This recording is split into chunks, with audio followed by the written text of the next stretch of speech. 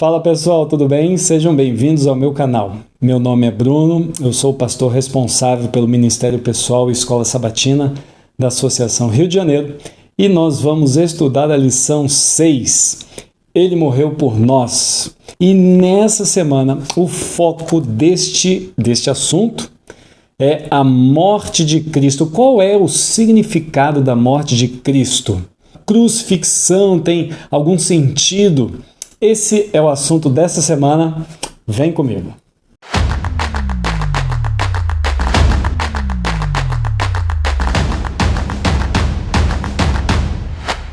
Na lição de domingo, nós estudamos uma afirmação que vai guiar todo o pensamento da lição dessa semana. E o pensamento é simples. A morte de Cristo já estava planejada. E adorá-la-ão todos os que habitam sobre a terra, aqueles cujos nomes não foram escritos no livro da vida do Cordeiro, que foi morto desde a fundação do mundo. Sendo este entregue pelo determinado desígnio e presciência de Deus, vós o matastes, crucificando-o por mãos de iníquos. Mas pelo precioso sangue, como de cordeiro, sem defeito e sem mácula, o sangue de Cristo, conhecido com efeito antes da fundação do mundo, porém manifestado no fim dos tempos, por amor de vós. Na esperança da vida eterna que o Deus que não pode mentir, prometeu antes dos tempos eternos. Você percebe que o pensamento bíblico ele já antecipa a vinda de Cristo desde antes da criação do mundo? Ou seja, quando o mundo é criado, nós entendemos o valor da vinda de Cristo, muito melhor que a teoria da evolução. Vamos ver um pensamento de Ellen White com relação a esse dia de domingo. O plano de nossa redenção não foi um pensamento posterior, formulado depois da queda de Adão. Foi um desdobramento dos princípios que, desde os séculos da eternidade, tem sido o fundamento do trono de Deus. Assim, a morte de Jesus tem um sentido mais substitutivo, é mais fácil de compreensão. Concluindo essa parte de domingo, eu gostaria de fazer uma pergunta reflexiva. Como os personagens no Antigo Testamento poderiam entender que Cristo viria para morrer esta morte substitutiva desde a criação, desde que o pecado entrou no mundo, já com Caim e Abel, o sistema sacrificial do Cordeiro apontava para um futuro Salvador, que, através do seu sangue, poderia remir os nossos pecados. Vamos caminhando para a lição de segunda-feira. Um dos pensamentos que me chama a atenção na lição de segunda é que Cristo não veio a esse mundo para morrer uma morte natural. Vamos ver algumas passagens bíblicas. Desde esse tempo, começou Jesus Cristo a mostrar a seus discípulos que lhe era necessário seguir para Jerusalém e sofrer muitas coisas dos anciãos, dos principais sacerdotes e dos escribas, ser morto e ressuscitado no terceiro dia. E Pedro, chamando-o à parte, começou a reprová-lo, dizendo: tem compaixão de ti, Senhor, e isso de modo algum acontecerá. Mas Jesus, voltando-se, disse a Pedro: arreda, Satanás, tu és para mim pedra de tropeço, porque não cogitas das coisas de Deus, e sim das dos homens. Essa passagem curiosa, ela fala sobre Pedro, um dos grandes discípulos de Cristo, dizendo: não, essa é uma dura mensagem. E aqui Jesus ele fala duro com Pedro. Na verdade não é com Pedro, né? Essa passagem sai da própria boca de Cristo, repreendendo a Pedro, mas afirmando: eu vou sofrer e eu vou morrer. Vamos para a próxima passagem. Reunidos eles na Galileia, disse-lhes Jesus: o Filho do Homem está para ser entregue nas mãos dos homens, e estes o matarão, mas ao terceiro dia ressuscitará. Então os discípulos se entristeceram grandemente. Segunda vez aqui que Jesus fala categoricamente, de maneira clara, direta, eu vou sofrer, vou morrer, mas aqui ele diz que vai ressuscitar. Os discípulos ficaram muito tristes. Tem mais passagem. E tendo partido dali, passavam pela Galileia, e não queria que ninguém o soubesse, porque ensinava os seus discípulos e lhes dizia: o Filho do Homem será entregue nas mãos dos homens, e o matarão, mas 3 dias depois da sua morte, ressuscitará. Eles, contudo, não compreendiam isto, e temiam interrogá-lo. Tomando consigo os 12, disse-lhe Jesus: eis que subimos para Jerusalém, e vai cumprir-se ali tudo quanto está escrito por intermédio dos profetas, no tocante ao Filho do Homem. Pois será ele entregue aos gentios, escarnecido, ultrajado e cuspido. E depois de o açoitarem, tirar-lhe-ão a vida. Mas ao terceiro dia ressuscitará. Eles, porém, nada compreenderam acerca destas coisas, e o sentido destas palavras era-lhes encoberto, de sorte que não percebiam o que ele dizia. Em outras palavras, Cristo nasceu para morrer. A figura de Cristo como um cordeiro, ele é mais facilmente entendido como sacrificado do que assassinado. Embora ele tenha sido assassinado, mas aqui a questão é que ele foi julgado, não apenas pelo governo civil, mas também governo religioso da época, e aí ele sofreu, foi lá a Via Dolorosa, fizeram aquele escárnio todo, a gente vai estudar sobre isso, mas ele, na cruz, ao ser morto, ele consagra o plano que foi feito antes da fundação do mundo. A cruz, então, para o mundo cristão, passa a ter um sentido central, porque a salvação ganha importância com a cruz. A cruz, ela revela o amor incompreensível. A cruz revela a razão incompreensível. A cruz revela um Deus incompreensível. Nós vamos estudar isso melhor na lição de quinta-feira. A lição de terça-feira tem como título uma das frases mais famosas da Bíblia: está consumado. Bom, nesse momento, Cristo estava na cruz, sofrendo essa agonia, seus últimos momentos, e então ele diz essa frase. Vamos ver alguns versos da Bíblia que vão nos ajudar a estudar este tema. Eu gostaria de abrir esta consideração com Lucas capítulo 18 e os versos 32 e 33, porque existe um paralelo com João 19. Vamos começar com Lucas. Pois será ele entregue aos gentios, escarnecido, ultrajado e cuspido. E depois de o açoitarem, tirar-lhe-ão a vida. Mas ao terceiro dia ressuscitará. Bom, aqui você percebe que a expressão gentios denota que Cristo ele será entregue para um grupo, provavelmente um grupo civil, que são os romanos, que cuidam, que era o império da época, que cuidam de maneira política e organizacional ali de Jerusalém, da Judéia, e ele será entregue aos gentios. Então ele será escarnecido, humilhado, cuspido. Vamos ver esse cumprimento no Evangelho de João, capítulo 19. Então, por isso, Pilatos tomou a Jesus e mandou açoitá-lo. Os soldados, tendo tecido uma coroa de espinhos, puseram-lhe na cabeça e vestiram-no com um manto de púrpura. Chegavam-se a ele e diziam: Salve, Rei dos Judeus! E davam-lhe bofetadas. Outra vez saiu Pilatos e lhes disse: Eis que eu vô-lo apresento, para que saibais que eu não acho nele crime algum. Saiu, pois, Jesus, trazendo a coroa de espinhos e um manto de púrpura. Disse-lhes Pilatos: Eis o homem.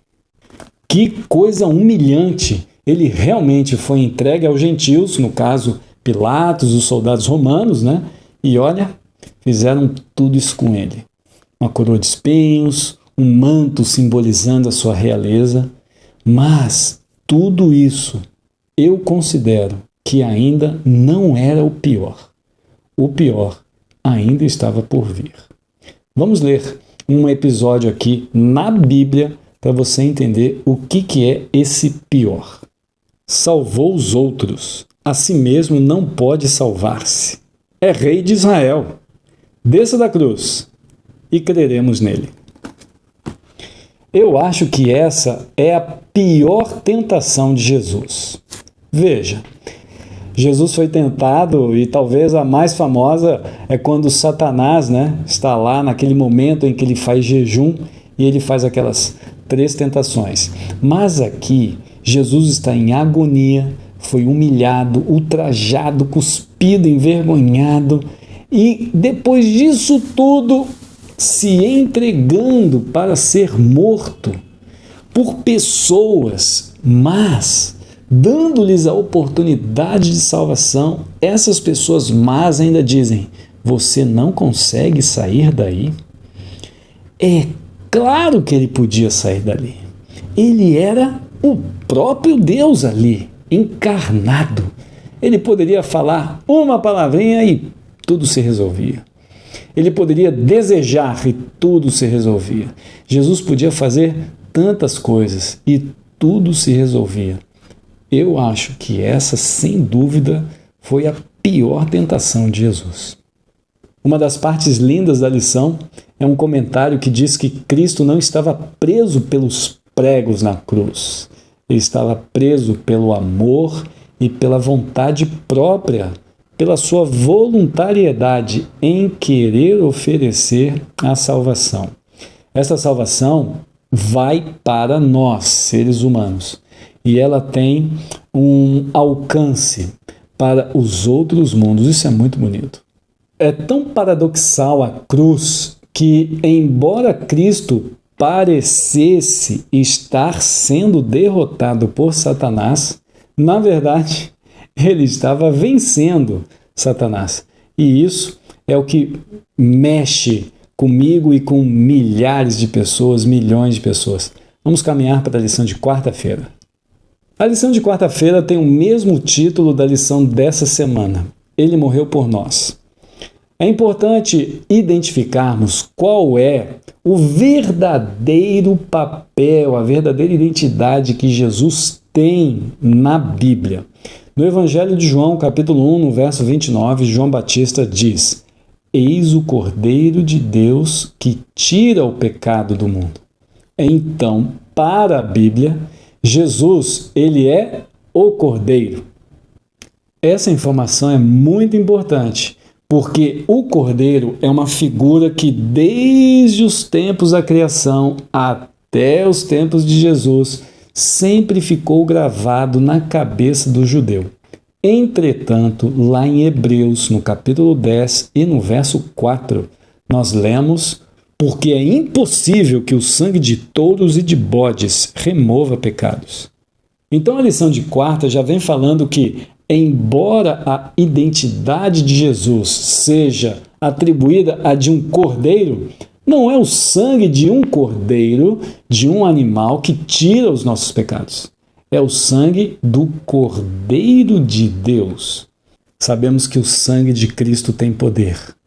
E agora eu vou ler 3 passagens que vai nos ajudar a ampliar esta perspectiva, este alcance do que realmente significa o sangue de Jesus na nossa salvação.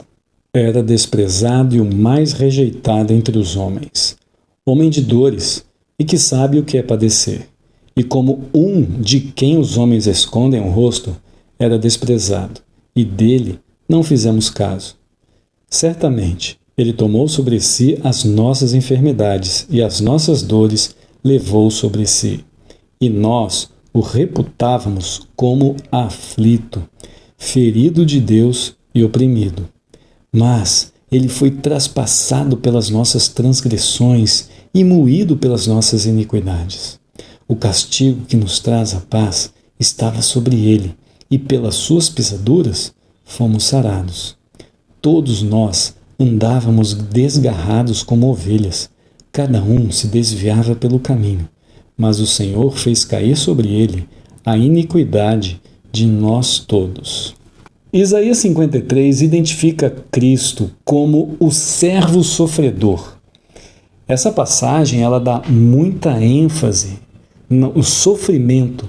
Isso faz com que você tenha uma ideia de que a importância deste sangue está intimamente ligada ao fato de que um Deus se encarna como uma criatura. E através deste movimento, deste plano, é que ele valoriza o plano que foi feito antes da fundação do mundo. Vamos continuar a leitura agora em 2 Coríntios capítulo 5. Aquele que não conheceu o pecado, ele o fez pecado por nós, para que nele fôssemos feitos justiça de Deus. Mais uma vez, a figura de Cristo está sendo colocada como centro deste evangelho. Nós vamos estudar isso melhor amanhã. Vamos agora para Gálatas. Cristo nos resgatou da maldição da lei, fazendo-se Ele próprio maldição em nosso lugar, porque está escrito: maldito todo aquele que for pendurado em um madeiro. Essas três passagens nos ajudam a entender o valor de Cristo como sendo o Cordeiro, a importância do seu sangue e, graças ao cumprimento deste plano feito antes da fundação do mundo, é que Cristo se faz o nosso único mediador, conforme está escrito em 1 Timóteo capítulo 2. Ou seja, é importante sabermos que não é qualquer pessoa que é o nosso mediador. Isso foi conquistado e não foi por seres humanos, hein? E concluindo a lição de quarta, eu leio o pensamento de Ellen White. Se não houvesse senão uma alma que aceitasse o evangelho de sua graça, Cristo teria, para salvar aquela alma, preferido sua vida de labuta e humilhação e morte de ignomínia. A lição de quinta-feira vai falar sobre a importância da cruz. Na lição de domingo, nós refletimos que a cruz é a revelação do incompreensível, do amor incompreensível, da razão incompreensível, da justiça, do caráter, do Deus incompreensível. Vamos ler duas passagens da Bíblia? Certamente a palavra da cruz é loucura para os que se perdem, mas para nós que somos salvos, poder de Deus. Ao estudarmos sobre o significado da cruz, nós encontramos algumas curiosidades. Essa, para mim, talvez seja a mais engraçada. Naturalmente, para nós que lemos a Bíblia, vamos à igreja, somos religiosos, isso é um privilégio. Mas aquelas pessoas que não têm o costume de ir à igreja acham um pouco esquisito, né? Afinal, pregar sobre morte? A cruz é um instrumento de morte? Cristo podia ter sido esfaqueado no coração e aí a gente ia valorizar uma faca? Isso é comum. Mas no verso 23 tem um segredo. Mas nós pregamos a Cristo crucificado, escândalo para os judeus, loucura para os gentios. O segredo é que a mensagem da cruz, por mais bonita que seja para nós, ela é uma mensagem impopular. E no mundo onde vivemos, quando tantas pessoas procuram se colocar de maneira visível em suas redes sociais, demonstrando sabedoria, ou beleza, ou suas viagens, enfim, elas tentam passar uma mensagem de alcance popular, quando nós somos chamados por Deus a pregar uma mensagem impopular. Escândalo para os judeus, loucura para os gentios. A eternidade nunca será capaz de sondar a profundidade do amor revelado na cruz do Calvário. Foi lá que o amor infinito de Cristo e o egoísmo sem medida de Satanás se encontraram face a face. Enquanto Cristo humildemente se oferecia como sacrifício, Satanás trabalha na cabeça das pessoas para valorizar mais a cruz como objeto de horror do que como a profecia, aquele combinado, o planejado, para que houvesse a salvação. Cristo não morreu apenas a morte natural que todo ser humano tem que enfrentar. Ele morreu a segunda morte, para que todos que o aceitarem nunca tenham que experimentá-la por si mesmos. Nós entendemos que quando Jesus voltar, nós, os vivos que fomos salvos, juntamente com os mortos, serão ressuscitados e então iremos aos céus, os salvos. Ficaremos lá durante um milênio, conforme Apocalipse 20, e depois teremos a segunda ressurreição. Cristo morreu não apenas a primeira, como a segunda morte. Ou seja, Cristo está tentando mostrar para nós que essa mensagem não é apenas uma loucura, ela é muito mais do que isso. Ela é a verdadeira esperança para cada um de nós. Vamos ver agora 5 aspectos muito importantes que a cruz nos ensina. A cruz é a revelação suprema da justiça de Deus contra o pecado. A cruz é a revelação suprema do amor de Deus pelos pecadores. A cruz é a grande fonte de poder para quebrar as cadeias do pecado. A cruz é a única esperança de vida eterna. A cruz é o único antídoto contra uma futura rebelião no universo. Veja, pela sabedoria humana, é difícil pregar uma mensagem impopular, não é? Talvez mais difícil do que pregar uma mensagem seja vivê-la. Por isso, quando você aceita a mensagem de Cristo e vive essa mensagem, você não vai ser muito bem aceito, porque no mundo isso é loucura, não é uma sabedoria muito coerente. As pessoas, mesmo cristãs, às vezes abrem mão dessa mensagem impopular para que ela se torne popular. Então, ao invés de falarem de Deus, elas falam sobre Deus. Existe diferença. A gente vai ver isso na lição de sexta-feira. Pois bem, concluindo a lição desta semana, sexta-feira, quero fazer uma pergunta para você. Quem está mais interessado na sua salvação? Dá para ficar indiferente a essa pergunta? Por incrível que pareça, tem gente que não pensa nisso. Deus, muitas vezes, e muitas vezes mesmo, está muito mais interessado na minha salvação do que eu mesmo. Eu quero ganhar dinheiro, trabalhar, curtir a vida, eu nem me lembro da minha vida espiritual. E Jesus já veio aqui, me deu essa oportunidade. Deus está tão interessado na minha salvação que desde o momento lá que Adão e Eva saíram do Jardim do Éden, Deus começou a ensinar àquela geração, desde antigamente, que o sangue de um animal, ele está substituindo o meu sangue, porque eu deveria morrer. Romanos 6,23 diz, o salário do pecado é a morte, então eu deveria morrer. Esse sistema sacrificial nos ajuda a entender esse plano da salvação. Mas uma coisa me chama a atenção. Se Cristo veio a esse mundo para que todos pudessem ser salvos, por que nem todos vão ser salvos? Vamos ler 2 Coríntios, no capítulo 5, para responder essa pergunta. De sorte que somos embaixadores em nome de Cristo, como se Deus exortasse por nosso intermédio. Em nome de Cristo, pois, rogamos que vos reconcilieis com Deus.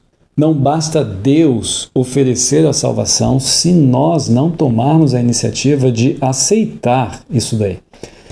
Eu me lembro daquela parte que eu falei na lição de quinta-feira, quando nós falamos de Deus ou sobre Deus. Algumas pessoas que se dizem religiosas, elas têm uma facilidade incrível para falar sobre Deus. Parecem artistas. Leem alguma coisa, um artigo, assiste um vídeo no YouTube legal, e aí parece que eles falam muito bonito, são muito inteligentes. Inclusive, a gente até, quando lembra de alguns nomes aí famosos, seja nas redes sociais ou nos livros, nós comentamos, né? Nossa, essa pessoa é muito inteligente, né? Mas aquele servo de Deus, aquele pastor que você admira, geralmente você não chama ele de inteligente, embora ele seja. você chama ele de um servo de Deus. Esse é o primeiro adjetivo. Aqui nós vemos a diferença entre uma pessoa que fala de Deus e uma pessoa que fala sobre Deus. Sabe, Deus nos deu a condição da salvação, mas Ele não deu a obrigação da salvação. Isso depende de você. Quero terminar lendo a citação de Ellen White. Vi que todo o céu está interessado em nossa salvação. E seremos nós indiferentes? Seremos descuidados como se fosse coisa de pouca importância estarmos salvos ou perdidos? Menosprezaremos o sacrifício feito por nós? Alguns têm agido assim. Têm brincado com a misericórdia que lhes é oferecida e o desagrado de Deus está sobre eles. O Espírito de Deus não será para sempre ofendido. Ele se retirará, caso seja ofendido por um pouco mais de tempo. Depois de ter sido feito tudo quanto Deus podia fazer para salvar os seres humanos, caso eles se mostrem por sua vida que menosprezam a oferecida misericórdia de Jesus, a morte será a parte deles e o elevado preço a ser pago. Será uma terrível morte, pois terão de sofrer a angústia sentida por Cristo na cruz, a fim de adquirir para eles a redenção que recusaram, e compreenderão então o que perderam, a vida eterna, a herança imortal. O grande sacrifício feito para salvar vidas humanas mostra-nos o valor delas. Uma vez perdida a preciosa vida, estará perdida para sempre. Muito obrigado pela sua companhia. Estaremos juntos todas as semanas, meditando um pouquinho nesta lição maravilhosa. Não se esqueça aí de se inscrever, compartilhe o vídeo, deixe o seu like. A gente se vê na semana que vem. Beijo do gordo, um abraço, até lá.